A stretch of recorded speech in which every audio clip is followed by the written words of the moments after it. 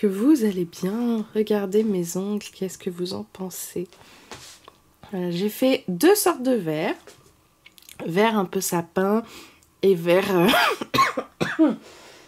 Désolée. Et vert jade avec des paillettes. Je vais essayer... Voilà. Dites-moi ce que vous en pensez. Bon oui, je sais, je suis pas la plus pro en vernis maintenant, surtout maintenant que j'ai les doigts raides et parfois qui tremblent un peu, donc j'en mets partout à côté. Mais voilà, je suis assez satisfaite. Je fais des petits essayages. Voilà.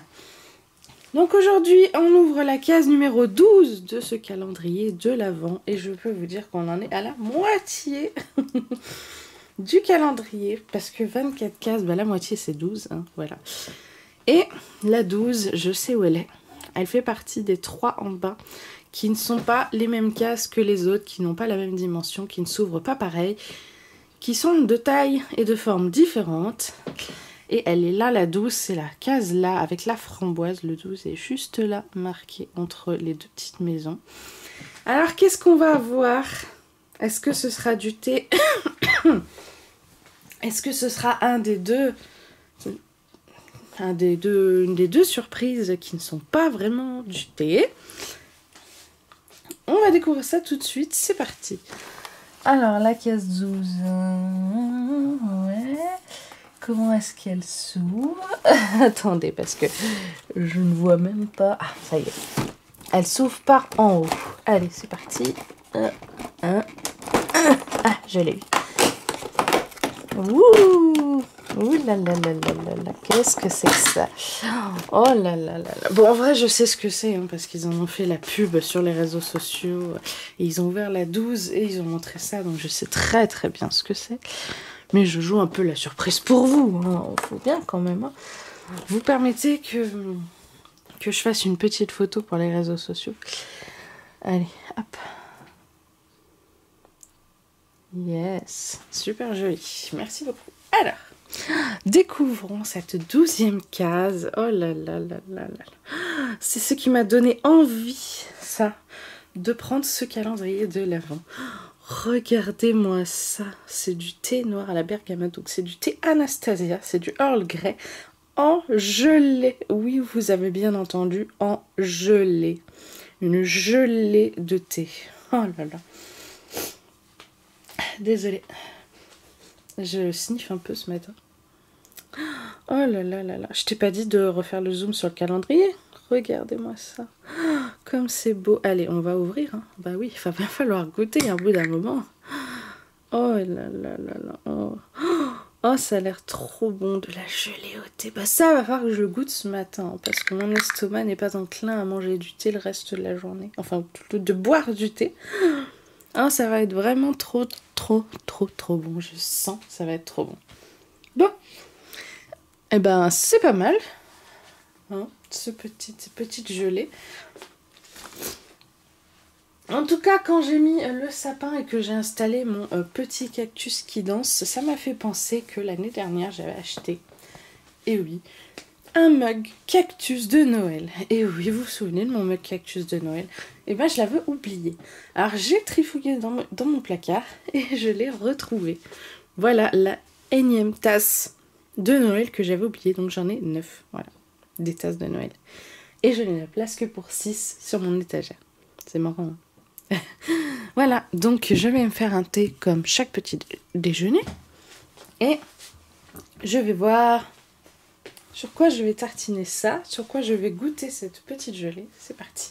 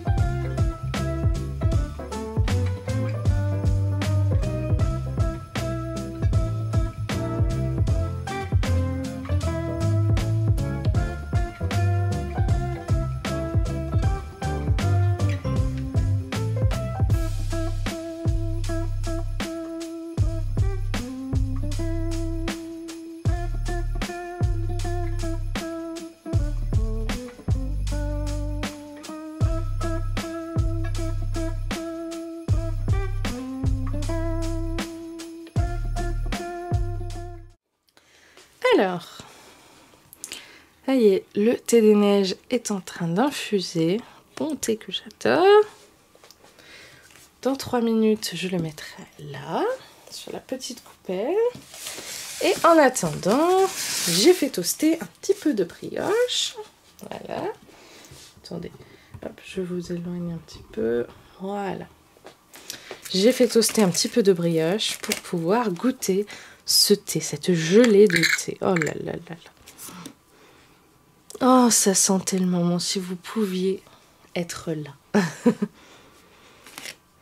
Oh, ça sent super bon, ça sent la gelée de fruits alors que c'est au thé. Allez, je vais en prendre un petit bout. Le pot est vraiment très petit, hein, donc pour en goûter un petit peu, on prend presque un tiers du pot. Si c'est bon, je vais faire durer le plus longtemps possible pour en avoir. Bon, le chéri ne veut pas goûter, tant pis pour lui. Allez. Hop. Voyons si c'est bon.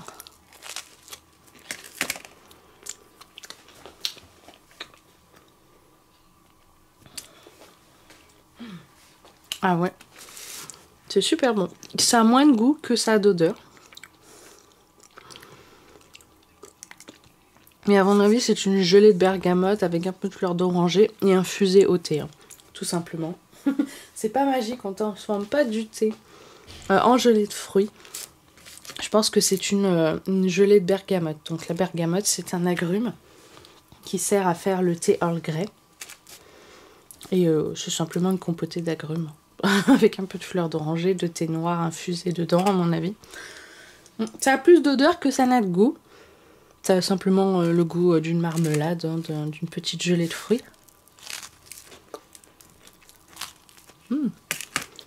Mais c'est pas mauvais. Bon. Et ben nous, on va petit déjeuner. Je vous laisse là pour l'instant. Je vous reprendrai dans la journée. Bon, on est l'après-midi. Je voulais vous faire un petit point du coup sur mon curcuma que j'ai mis dans la chambre après la vidéo que je vous avais dit. Donc voilà, j'essaye de masquer un petit peu le petit rhizome qui dépasse. Donc il se plaît bien, vous voyez, il a bien séché. Il faudra que je le pchite un petit peu pour qu'il reste un tout petit poil humide, mais pas trop. Et il va passer l'hiver, voilà, ici dans notre chambre, avec du frais, mais pas trop non plus, parce que c'est une plante tropicale. Hein. Il lui faut un peu de frais, mais pas autant que les plantes grasses. Donc là, en moyenne, il fait 18-19 degrés dans notre chambre. Donc c'est parfait pour lui. Et sa place, c'est tout là-haut. Voilà.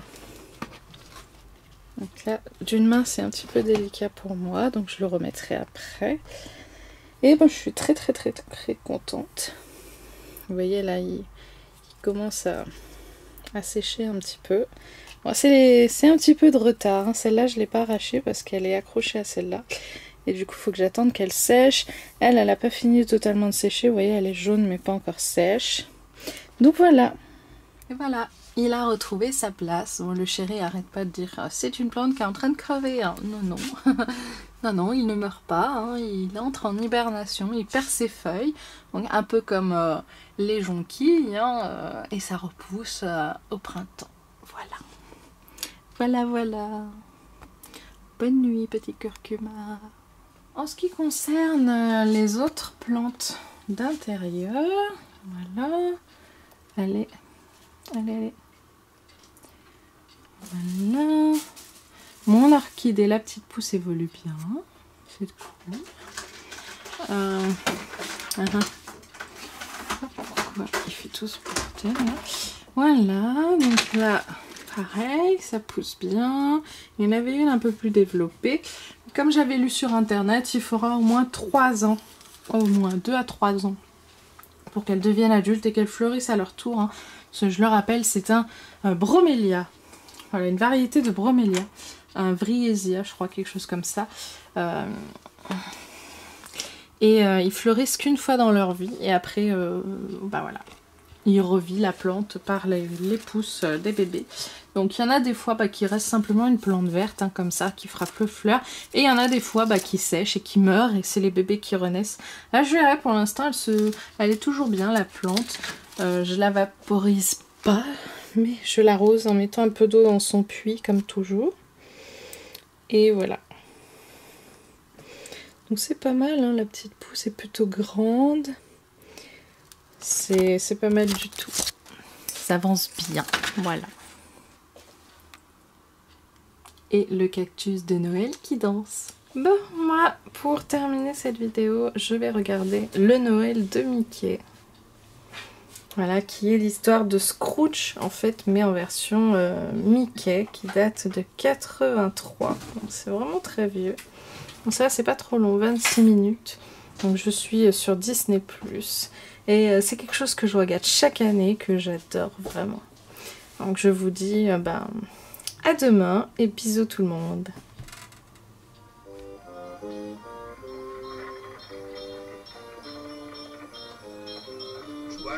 Joyeux Noël, joyeux Noël à tous. Vive la balle pour les pauvres de la paroisse, pour les pauvres nobles.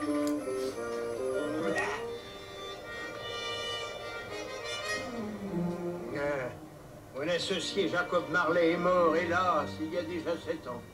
Ah ça, il était doué. Il escroquait les veuves et il grugeait les pauvres. Il m'a légué par testament de quoi payer sa tombe, seulement moi j'ai fait jeter ses cendres à la mer autant de gagner.